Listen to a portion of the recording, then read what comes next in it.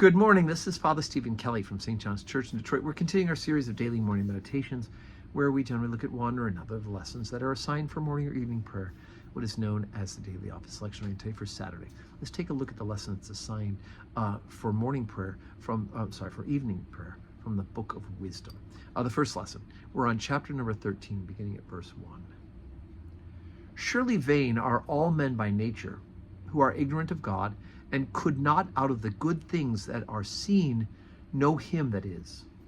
Neither by considering the works did they acknowledge the workmaster, but deemed either fire or wind or the swift air or the circle of the stars or the violent water or the lights of heaven to be the gods which govern the world, with whose beauty, if they being delighted, took them to be gods.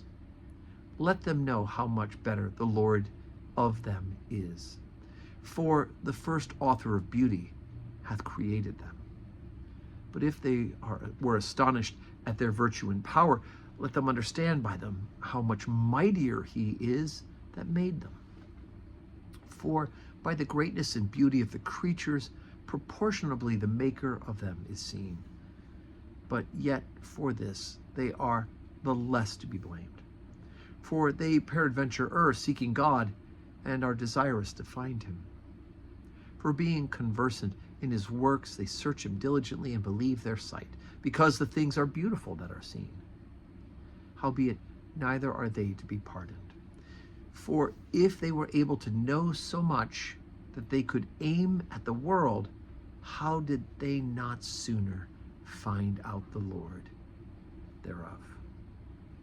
Okay, so, St. Paul talks about the same sort of thing, where he talks to the Greeks and he says, you have this altar to the unknown God, and you get credit for trying to see where God is.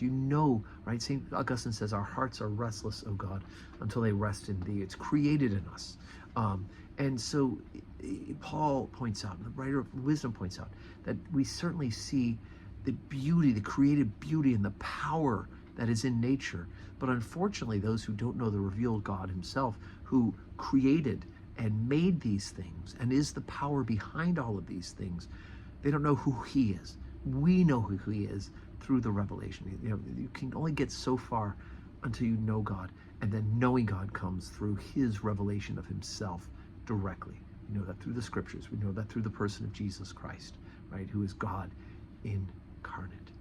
And so he says, vain are all men by nature, right?